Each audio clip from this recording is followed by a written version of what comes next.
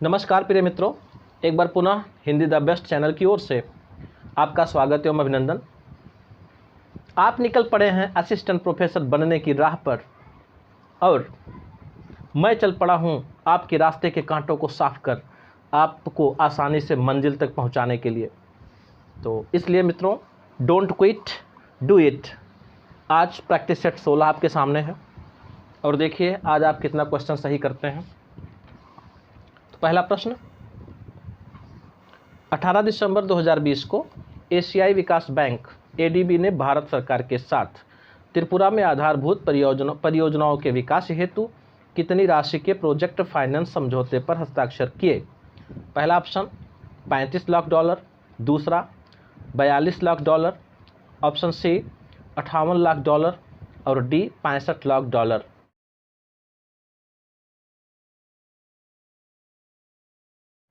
तो इसका correct answer हो जाएगा मित्रों ऑप्शन बी $42 लाख।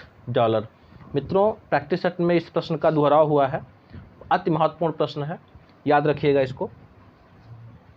आइए देखते हैं दूसरा प्रश्न। 26 जनवरी से 30 मार्च 2021 के मध्य किस मंत्रालय द्वारा आयु संवाद अभियान अर्थात मेरी सेहत मेरी जिम्मेदारी आयोजित किया जा रहा है? तो ऑप्शन ए कह रहा आयुष मंत्रालय, बी गृह मंत्रालय, सी स्वास्थ्य एवं परिवार कल्याण मंत्रालय, डी वित्त मंत्रालय।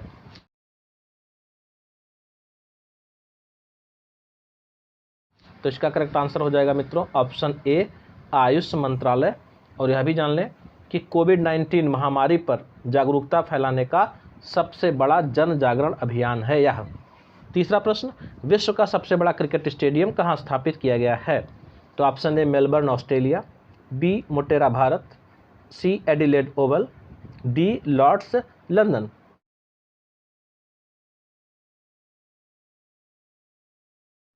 तो मित्रों, पहला जो है मेलबर्न, जैसे मेलबर्न हो गया क्रिकेट स्टेडियम और उसके सामने उसका देश होगा, इसी प्रकार मोटेरा कहाँ पे है? भारत में, लॉर्ड्स लंदन में, और सी एडिलेड ओवल कहाँ पे है? ऑस्ट्रेलिया में। तो इसका करेक्ट आंसर हो जाएगा मित्रों ऑप्शन बी मोटेरा भारत। और यह भी जान लें कि यह अहमदाबाद के साबरमती में स्थित है और इसकी क्षमता 1,10,000 की है। चौथा प्रश्न, ASCB यूके द्वारा ISO 9001-2015 गुणवत्ता प्रबंधन मानक प्रमाणन प्राप्त करने वाला देश का पहला चिड़ियाघर कौन है? पहला option Arignar Anna Zoological Park, B Nandankanan Zoological Park, C Nehru Zoological Park, D Padmaja Naidu Himalayan Zoological Park.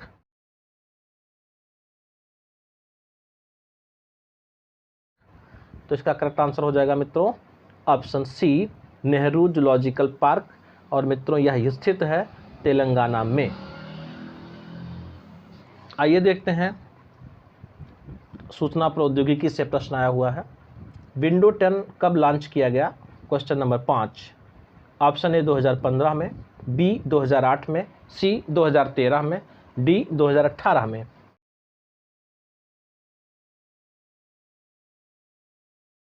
तो इसका करेक्ट आंसर है मित्रों ऑप्शन ए 2015 में। तिथि भी इसकी जान लें मित्रों, 29 जुलाई, 29 जुलाई। छठा प्रश्न, निम्नांकित में से कौन सा एक वैलिड अर्थात वैध डोमेन नेम एक्सटेंशन है? Option A .com, option B .gov, C .net और डी ए सभी।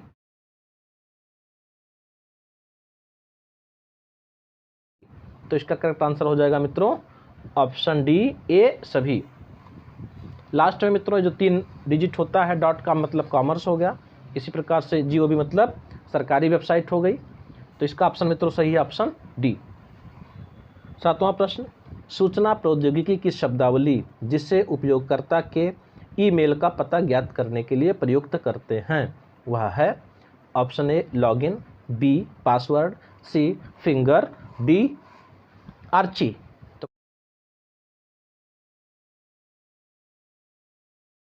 तो correct answer of this question is मित्रों ऑप्शन सी फिंगर, यानी फिंगर से ही हम उपयोगकर्ता के ईमेल का पता ज्ञात करते हैं।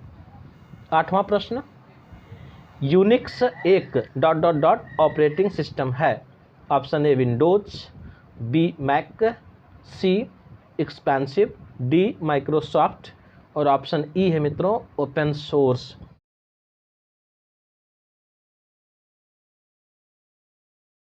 तो इसका करेक्ट आंसर हो जाएगा मित्रों ऑप्शन सी एक्सपेंसिव। यह भी जान ले मित्रों, कभी कभी पेपर में 4 के बजाय 5 ऑप्शंस भी आ जाते हैं। आप छत्तीसगढ़ लोक सेवा आयोग वाले पेपर में देख चुके होंगे। 9वां प्रश्न, एक एक्सेल वर्कशीट का नाम बदलने के लिए क्या करते हैं मित्रों? 4 ऑप्शंस आपके पास हैं, तो चारों ऑप्शंस आप ध्यान से देख लीजिए। पहला ऑप्शन कह रहा CTRL को पकड़े हुए वर्कशीट टैब पर क्लिक करें और एक नया नाम टाइप करें। बी सेव एएस ऑप्शन को फाइल मेनू से चूज करें। सी ऑप्शन कह रहा मित्रों वर्कबुक को सेव करते समय फाइल नेम के अंत में क्वेश्चन मार्क जोड़ें। डी CTRL प्लस शिफ्ट की और न्यू नेम को प्रेस करें। ई ऑप्शन है मित्रों वर्कशीट टैब पर डबल क्लिक करें और एक नया नाम टाइप करें।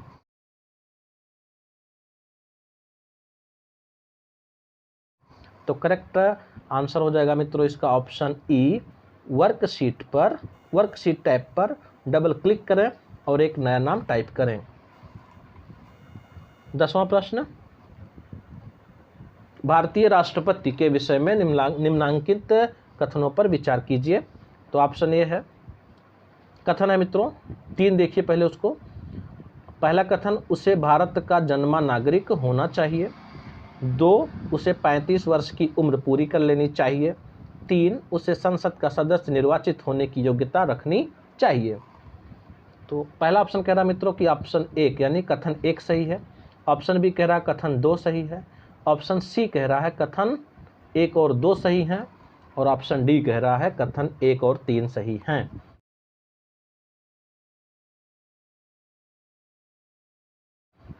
तो इसका करेक्ट आंसर हो जाएगा मित्रों ऑप्शन बी, कथन 2 सही है। मित्रों ऐसा इसलिए है कि जैसे पहला लिखा हुआ इसमें उसे भारत का जन्मा नागरिक होना चाहिए, उसे भारत का जन्मा नागरिक होना चाहिए, तो भारत का जन्मा नागरिक नहीं मित्रों, भारत का नागरिक होना चाहिए, यह नियम होता है। दूसरा, उसे 35 वर्ष की उम्र पूरी कर लेनी चाहिए, बिल्कुल सही है। लेकिन तीसरा नहीं सही है, पहला नहीं सही है मित्रों और तीसरा भी नहीं सही है। क्यों नहीं सही है? उसे संसद का सदस्य निर्वाचित होने की योग्यता रखनी चाहिए, ऐसा नहीं है।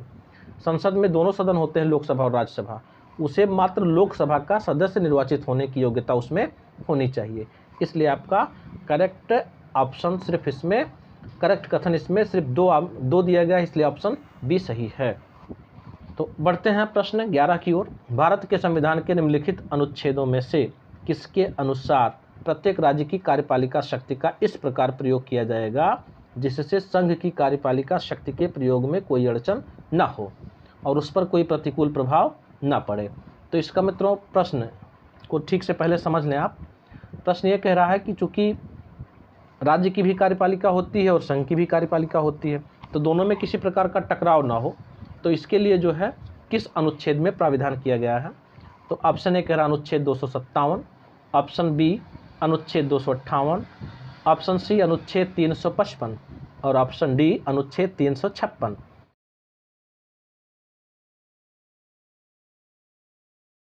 तो इसका करेक्ट आंसर हो जाएगा मित्रों ऑप्शन ए अनुच्छेद 257।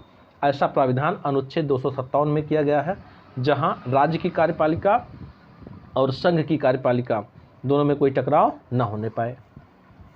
12वां प्रश्न, भारत सरकार की कानूनी विषयों पर कौन परामर्श देता है? Option A attorney general, B उच्चतम न्यायालय के मुख्य न्यायाधीश, सी विधि आयोग के अध्यक्ष, डी इनमें से कोई नहीं।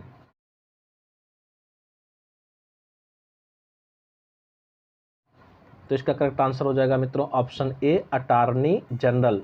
और अटॉर्नी जनरल को हिंदी में महान्यायवादी कहते हैं और यह जो है प्रथम विधि अधिकारी होता है। किसके द्वारा नियुक्त होता है मित्रों? राष्ट्रपति के द्वारा, और राष्ट्रपति के प्रसाद पर्यंत ही यहाँ पर ये रह सकता है।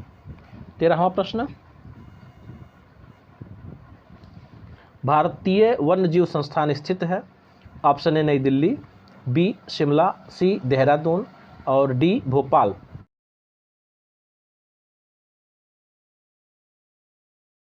तो इसका करेक्ट आंसर हो जाएगा मित्रों ऑप्शन सी देहरादून। और इसकी स्थापना कब हुई थी मित्रों? अति महत्वपूर्ण है जानना इसको भी। तो 1982 में, 1982 में।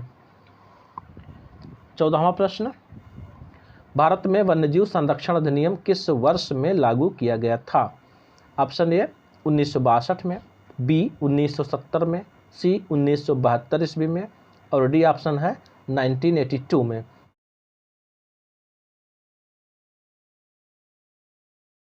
तो इसका करेक्ट आंसर हो जाएगा मित्रों ऑप्शन सी 1972 में। और यह भी जान लें मित्रों कि ऑप्शन सी जो 1972 है उसमें अगर तिथि कभी पूछ लेगा कि किस तिथि को लागू हुआ था तो आप बताएंगे 9 सितंबर 1972 को। 15वां प्रश्न, निम्नलिखित कथनों पर विचार कीजिए। कथन ये कह रहा है कि प्राकृतिक साधन ये वे होते हैं जो किसी क्षेत्र में स्थित हैं तथा भूतकाल में भी प्रयोग में लाए जा सकते हैं। कथन आर क्या मित्रों? किसी वास्तविक प्राकृतिक संसाधन का विकास प्रौद्योगिकी एवं उत्पादन लागत पर निर्भर होता है। तो इसमें आपको बताना है कि कौन सा कूट सही है। तो ऑप्शन ए कह रहा है ए तथा आर दोनों सही तथा आर ए की सही व्याख्या करता है। बी कह रहा ए तथा आर दोनों सही हैं किंतु आर ए की सही व्याख्या नहीं करता है। सी ए सही आर गलत और डी ए गलत आर सही।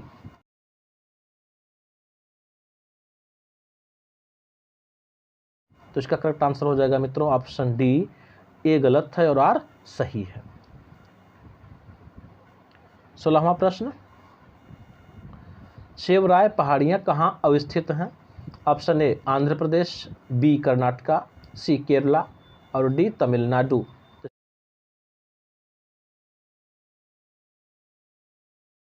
तो इसका करेक्ट आंसर हो जाएगा मित्रों ऑप्शन डी तमिलनाडु। और यह भी जान लें कि तमिलनाडु के सलेम कस्बे के निकट ये पहाड़ियां अवस्थित हैं। 17वां प्रश्न, हगरी सहायक नदी है? ऑप्शन ए भीमा की, बी गोदावरी की, सी कृष्णा की और डी तुंगभद्रा की।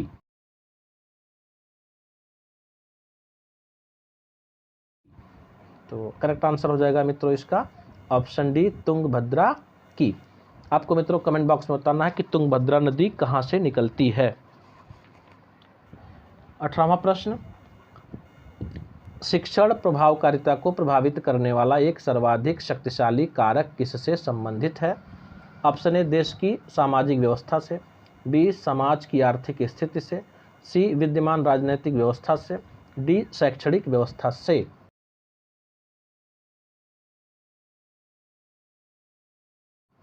तो इसका करेक्ट आंसर हो जाएगा मित्रों ऑप्शन डी शैक्षणिक व्यवस्था से। तो जान लीजिए कि शिक्षण को प्रभावित करने वाला सर्वाधिक शक्तिशाली कारक कौन सा हो सकता है? शैक्षणिक व्यवस्था हो सकती है। 19वां प्रश्न, अधिगमकर्ता की निम्नलिखित में से कौन सी विशेषता शिक्षण की प्रभावोत्पादकता से अत्यंत रूप से संबंधित है? तो ऑप्शन ए कह रहा अधिगमकर्ता का पूर्व अनुभव, बी अधिगमकर्ता के अभिभावकों का शैक्षिक स्तर, सी अधिगमकर्ता के साथी समूह और डी परिवार का आकार जिसका अधिगमकर्ता एक अंग है।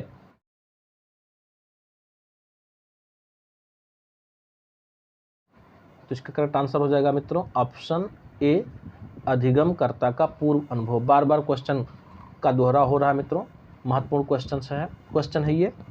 और आप लोगों का कुछ लोगों का बार बार कमेंट आ रहा है कि शोध और शिक्षण पर बाइलिंगुअल ज़रूर हो। तो मित्रों कोशिश किया जाएगा कुछ दिनों के बाद इस पर भी। अभी फ़िलहाल हिंदी में ही चलने दीजिए, 2-3 प्रैक्टिस सेट और। तो प्रश्न 20 की तरफ बढ़ते हैं। प्रश्न 20 है आपका, शोध नैतिकता की समस्या शोध क्रियाकलापों के किस पहलू से संबंधित है? ऑप्शन ए शोध प्रबंध के निर्धारित प्रारूप के अनुसरण से, बी गुणात्मक या मात्रात्मक तकनीकों के माध्यम से आंकड़ों के विश्लेषण से, सी शोध के समग्र को परिभाषित करने से, डी साक्ष्य आधारित शोध रिपोर्टिंग से।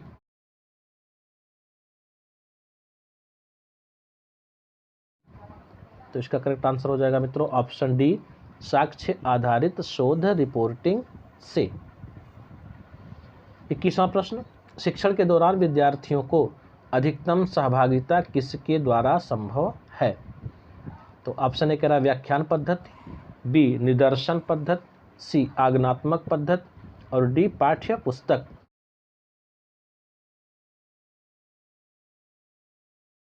तो इसका करेक्ट आंसर हो जाएगा मित्रों ऑप्शन बी निदर्शन पद्धति, यानी शिक्षण के दौरान विद्यार्थियों को अधिकतम सहभागिता निदर्शन पद्धति के द्वारा संभव है। 22वां प्रश्न, गोल्डीलॉक्स जोन शब्द निम्नलिखित में से किसके संदर्भ में अक्सर समाचारों में देखा जाता है?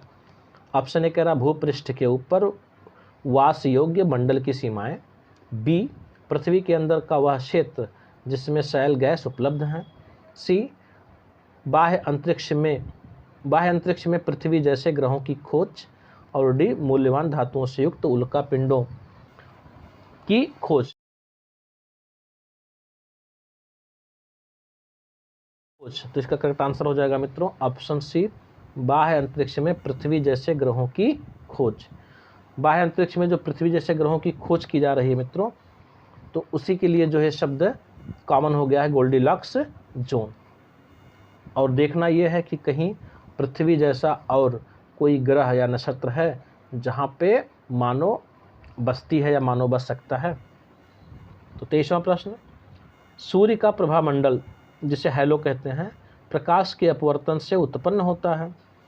तो पहला ऑप्शन है स्तरीय मेघों के जल वाष्प से, बी है पक्षाभ कपासी मेघों के हिमस्फटिकों में, सी पक्षाभ मेघों के हिमस्फटिकों में और डी है स्तरीय मेघों के धूलकणों में।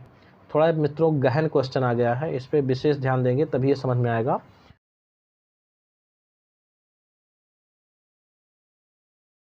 तो इसका ऑप्शन सी सही है, पक्षाभ मेघों के हिमस्फटिकों में। 24वां प्रश्न, निम्नांकित में से कौन प्रस्थानत्रयी में सम्मिलित नहीं है? Option A Bhagavata, B Bhagavad Gita, C Brahmasutra, D Upanishad.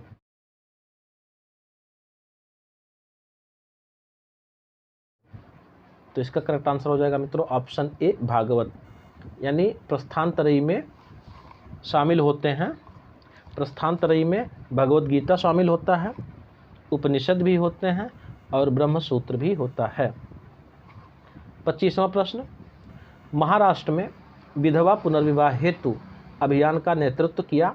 Option A Vishnu Parshuram पंडित ने, बी एम मालाबारी ने, सी गोपाल हरि देशमुख ने, डी दादाभाई नौरोजी ने।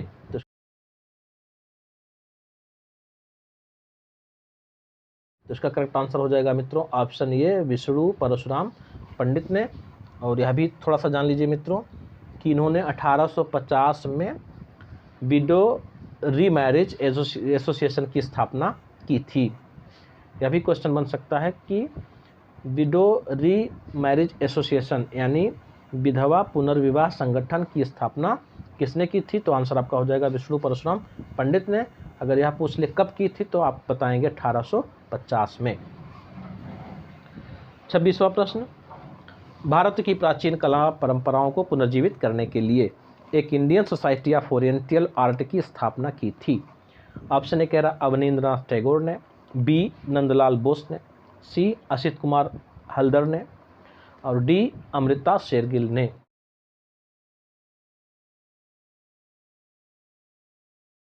तो इसका करेक्ट आंसर हो जाएगा मित्रों ऑप्शन ए अवनींद्रनाथ टैगोर ने।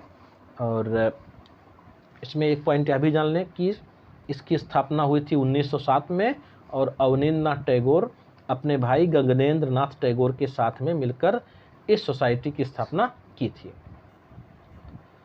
27वां प्रश्न, वर्ष 1929 में जारी किए गए दीपावली घोषणा पत्र का संबंध था।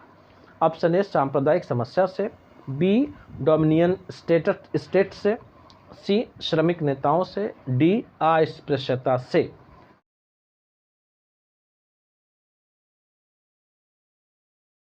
तो इसका करेक्ट आंसर हो जाएगा मित्रों ऑप्शन बी डोमिनियन स्टेट से।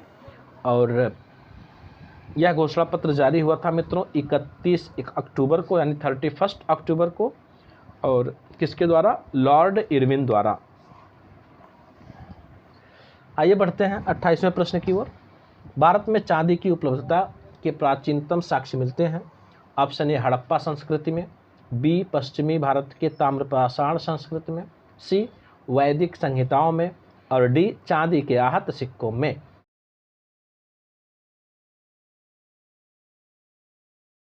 तो इसका करेक्ट आंसर हो जाएगा मित्रों ऑप्शन ए हड़प्पा संस्कृति में।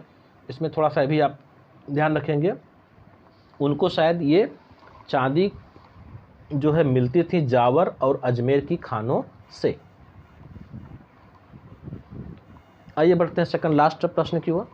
भारत में सबसे महत्वपूर्ण लघु स्तर उद्योग है। ऑप्शन ए वस्त्र उद्योग, बी कागज उद्योग, सी हथकरघा उद्योग, और डी जूट उद्योग।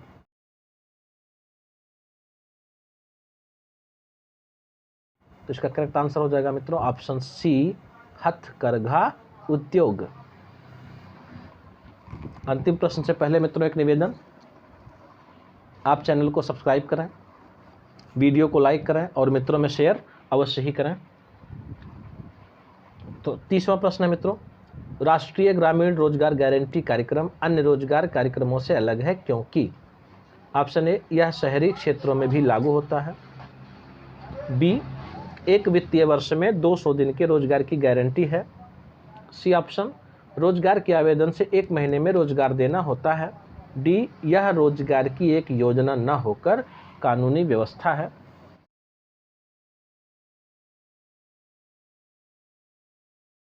तो इसका करेक्ट आंसर हो जाएगा मित्रों ऑप्शन डी यह एक रोजगार की योजना न होकर कानूनी व्यवस्था है। और थोड़ा सा इसके बारे में और जान लेते हैं कि इसका शुभारंभ 2 फरवरी 2006 को हुआ था। किस प्रदेश में मित्रों? आंध्र प्रदेश में। और आंध्र प्रदेश के किस ग्राम पंचायत या गांव में? अनंतपुर गांव में। तो मित्रों वीडियो देखने के लिए धन्यवाद।